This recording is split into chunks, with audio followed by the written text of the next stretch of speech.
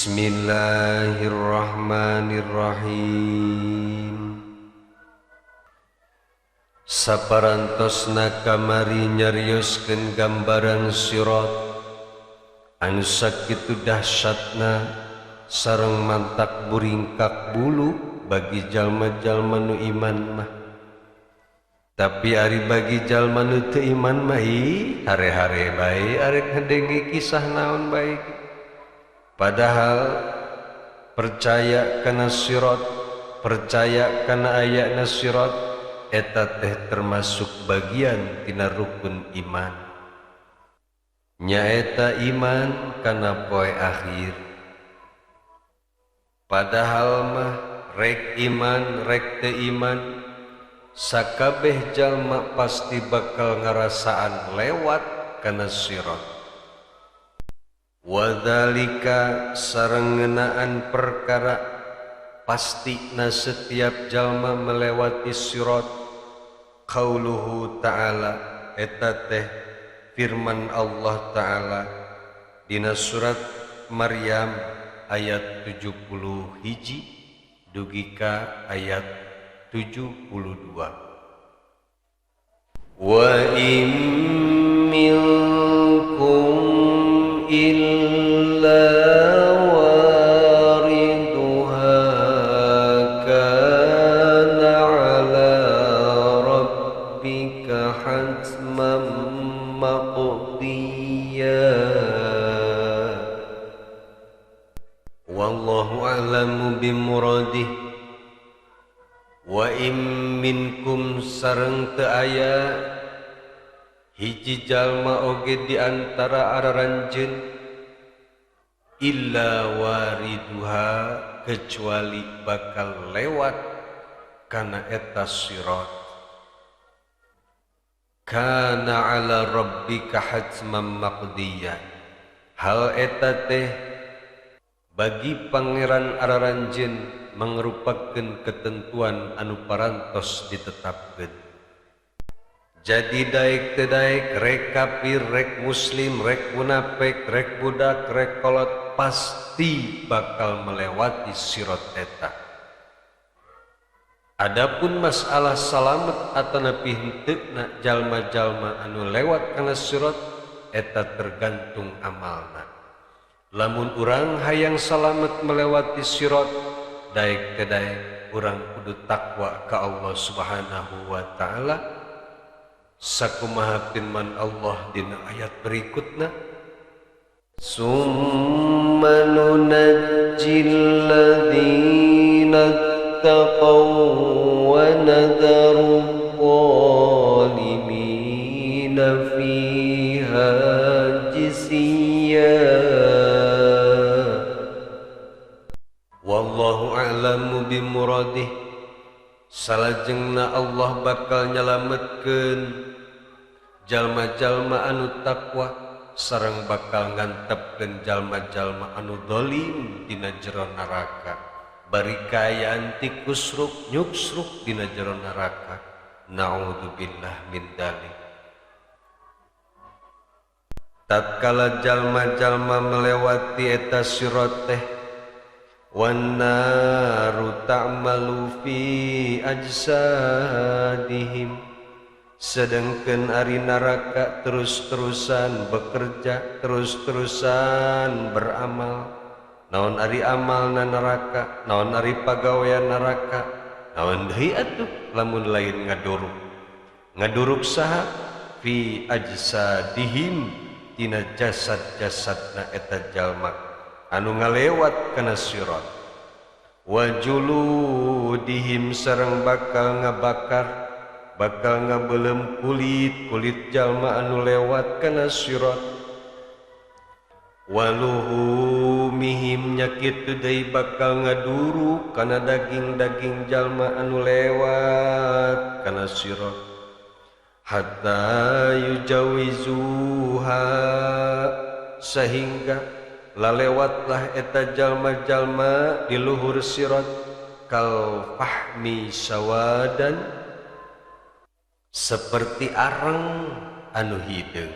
Masya Allah, dimimiti urang liwat nincak jembatan sirat terus-terusan dilentab dibakar ku api nepi ka hararideung siga areng atuh komo lamun ke dunia na hideung geus teu kabayang kumaha eta hideungna.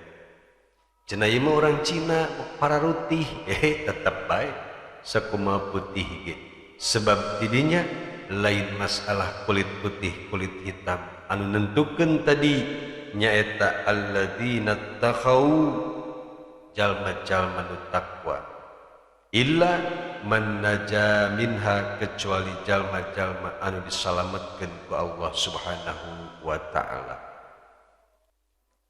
Wa minhum sareng sebagian jalma-jalma mayujawizuha anu ngaliwat kana eta sirat la yakhsha henteu ngarasa sieun syai'an ku hiji perkara oge min ahwaliha tina kengerian dina eta neraka santai bae santuy.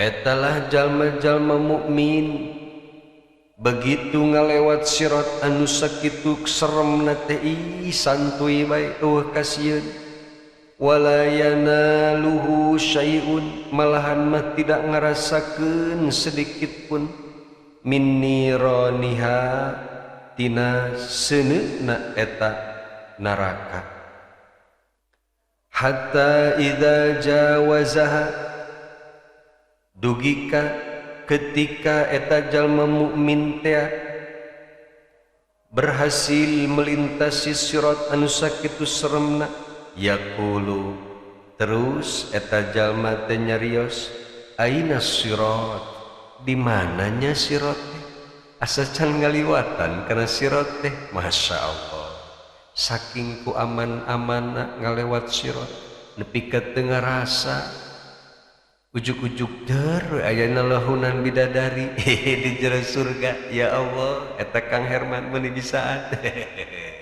kahayang begitu teu ngarasakeun panasna neraka teu ngarasakeun ganasna hewan-hewan neraka tapi langsung set we aya di lahunan bidadari aduh eta panikmat luar biasa.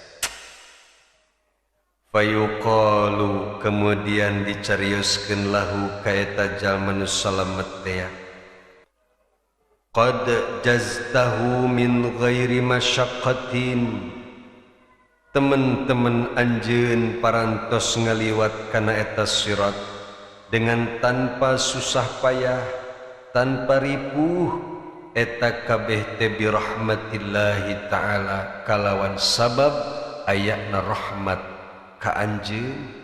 Mudah-mudahan urang sararea sing kaasupkeun jalma anu lolos anu salamet teu ngarasakeun kepedihan jembatan sirat. Amin ya Allah ya rabbal alamin. Wa qad jaa fil khabari sareng teman-teman parantos dicarioskeun tina sebuah khabar annahu bahwasanya nyana kalakuan idza kana yaumul kiamati di mana-mana poe kiamat taji'u maka bakal datang ummatun hiji umat fa idza sa'idat ala sirati maka tatkala eta umat teh naik mimitian nyebrang kana jembatan sirat iltafata ilaihim alaihi salam kemudian Kanjeng Nabi Muhammad sallallahu alaihi wasallam ningali ka eta umat fayaqulu teras Kanjeng Nabi nyarios man antum saha araranjeun teh fayaquluna kemudian eta jalma-jalma teh nyarios nahnu ummatuka ieu abdi umat salira wahai Rasulullah. Fayaqulu kemudian nyarios Kanjeng Rasul hal kuntum ala syariati nah araranjeun waktu di dunia eta nuturkeun kana syariat-syariat anu tos diajarkeun ku kaula. Fayaquluna Kemudian nyarios eta kaum, la henteu ya Rasulullah, abdi mah ngaku nama sebagai umat Kangjeng Nabi, tapi teu daek ngajalankeun syariat Kangjeng Nabi, teu daek nutupan aurat, teu daek salat berjamaah, teu daek ngalaksanakeun zakat dan lain sebagainya. Maka sawaktos Kangjeng Nabi nguping jawaban kaum anu teu pernah ngalaksanakeun syariat Kangjeng Nabi, fatabarra'a minhum, maka Kangjeng Nabi berlepas diri, tidak bertanggung jawab ka eta jalma-jalma teh.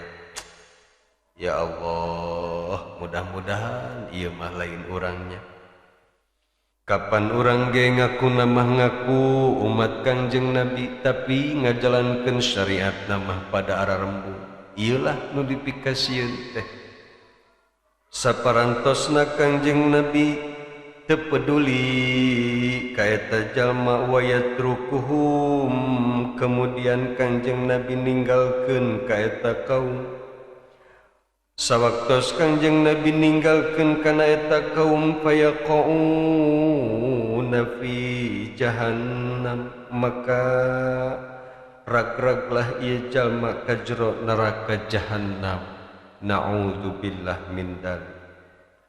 Summa ta'ti ukhra, kemudian dongkap deui kaum anu sanesna, fayaqulu alaihi salam, kemudian seperti tadi Kanjeng Nabi genaros ka eta kaum teh, hal kuntum ala syariati nabiyikum, naha araranjeun sawaktu di dunia ngajalankeun syariat Nabi anjeun, wahal salaktum tariqahu, sareng naha araranjeun sawaktu di dunia ge milu atau menempuh tariqah atau menempuh jalan ibadah anu diajarkeun ku Kangjeng Rasul. Fa in ajabu bina'am, maka lamun eta kaum bisa ngajawab dengan na'am, sumuhun, jazus sirata, maka bakal bisa melewati eta sirat. Wa illa, tapi sabalikna, lamun eta jalma teu bisa nyebut sumuhun, waqa'u finnari, maka eta jalma bakal ragrag ka jero neraka jahannam. Cenah rek ngawadul we tara salat gerek nyebutkeun heueuh, teu bisa ngawadul ti dinya mah. Ayeuna mah di dunia mungkin bisa ngawadul, sanajan tara salat ge ngaku-ngaku ka batur sok salat, engke mah moal bisa ngawadul urang. Hanya amal perbuatan uranglah anu bisa membuktikan tidinya. Iyalah anu kudu dipikirkeun ku urang ti ayeuna, ulah sampai urang kaasup golongan anu cilaka. Urang ngaku umat Kanjeng Nabi Muhammad sallallahu alaihi wasallam, tapi teu daek nuturkeun syariatna seperti salat, zakat, puasa, sareng nutupan aurat teu hayang sama sakali. Ingat, urang belum tentu salamet bisa lewat ti sirat. Sanajan urang ngaku sebagai umat Kanjeng Nabi, tapi lamun urang embung ngalaksanakeun syariatna, neraka jahanam urusanana teu bisa daek teu daek. Wa ba'da dukhuli finnari, sareng saparantosna asup ka jero neraka, yahtajuna ila syafaatin nabiyyi alaihi salam, pasti bakal butuh kana syafaat Rasulullah sallallahu alaihi wasallam. Tetep ari geus aya di neraka mah, selama di dunia na pernah ngucapkeun syahadat, pasti bakal dibelaan ku Rasulullah ngan tadi teh bakal ngarasakeun heula siksaan di neraka jahanam lamun embung ngalaksanakeun syariat Kanjeng Nabi Muhammad sallallahu alaihi wasallam. Kumargi kitu sok sanaos antara Kang Herman sareng anu ngarupingkeun ieu rekaman teu acan pernah paamprok jonghok teu acan pernah patepang wajah sareng Kang Herman. Yuk urang silih doakeun pamudah-mudahan urang sadayana sing tiasa istiqomah ngajalankeun syariat-syariat Kangjeng Nabi Muhammad sallallahu alaihi wasallam, supaya urang engke bisa kumpul babarengan di akhirat sok sanajan di dunia urang teu pernah papanggih. Terutama yuk urang ramekeun deui masjid-masjid, urang salat berjamaah di masjid ulah ngandelkeun salat di imah wae. Naon sebabna? Sebab masjid bakal bisa jadi kendaraan ketika urang sieun menghadapi sirat anu sakitu seremna. Sakumaha dijelaskeun dina ieu kitab wa fil khabari, sareng dicarioskeun dina sebuah khabar, ya'ti qaumun, bakal dongkap hiji kaum, yaqifuna ala sirati, cararicing wa eta kaum teh di sirat, wa yaquluna, kemudian eta jalma-jalma nu caricing di sirat yang ngomong kieu, man yunjina minan nar, ya Allah, saha atuh jalma anu bisa nyalametkeun abdi sadaya tina neraka.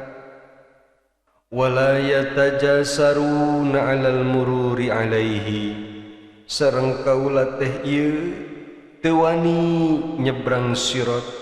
Payabukuna terus eta jelema teh ngomong kitu bari caririk sing garawak kusabab sieun ngaliwatan sirat anu sakitu keungna. Sawaktos ieu jalma sing jararit cicing embung ngaliwat sirat kusabab sieun, fayati Jibril alaihi salam, kemudian dongkaplah malak Jibril alaihi salam. Fayaqulu, kemudian nyarios eta malak Jibril lahum ka jalma-jalma anu keur caricing di deukeut sirat teh embung ngaliwatan kusabab sieun, ma mana'akum an ta'buru sirata, wahai jalma-jalma naon anu ngahalangan anjeun nyebrang kana sirat. Fayaquluna, kemudian nyarios eta jalma-jalma teh, nakhafu minan nari, wahai malak Jibril kaula teh sieun nyebrang sirat, sieun kusabab nemposeun neraka. Fayaqulu, kemudian nyarios Jibrilu malak Jibril, kuntum fid dunya, naha araranjeun sawaktu di dunia, idastaqbaltum bahron amiqan, ketika araranjeun nyang hareupan lautan anu sangat jero, kaifa kuntum ta'buruna, kumaha anjeun bisa ngalewatan kana eta laut anu sakitu jerona. Fayaquluna, kemudian nyarios ieu jalma-jalma teh, bisafinati, wahai Jibril, baheula kaula wani nyebrang lautan anu sakitu jerona teh kusabab kaula naik parahu. Sedengkeun ieu kaula nyang hareupan sirat eueuh parahu, kumaha atuh Jibril? Diskusi lah ieu sareng malak Jibril. Fayati Jibril alaihi salam, kemudian malak Jibril ngadongkapkeun bil masjidi kana masjid-masjid, allati kanu yusalluna fiha, anu waktu kerjaman baheulana waktu di dunia eta masjid teh diparake salat ku jalma-jalma anu ieu sarieun nyebrang sirat teh. Eta masjid-masjid didongkapkeun ku malak Jibril teh kahaiatis sufuni, bentukna seperti bentuk perahu-perahu sawaktu di dunia.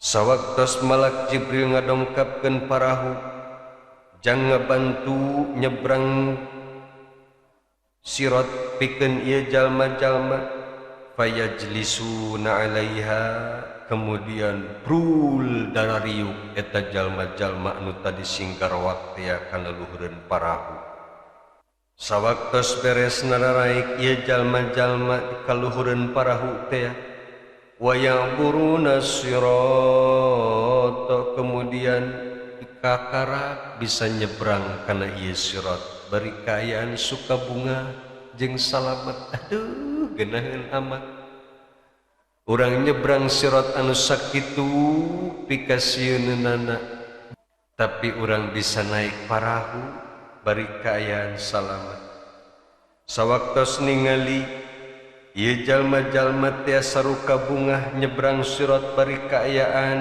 naik parahu fayuqalu kemudian dicarioskeun lahum ka eta jalma-jalma hadihi masajidukum ialah masjid-masjid araranjeun allati shallaitum fiha anu baheula araranjeun salat dina jero eta masjid jamaatan bari kaayaan berjamaah nu matak masyaallah ulah rek nyepelekeun kana salat berjamaah ieu salah satu pahalana bakal salamet nyebrang sirat mudah-mudahan urang sadayana sing diistiqomahkeun salat berjamaah di masjid amin ya Allah ya rabbal alamin wallahu a'lamu bishawab.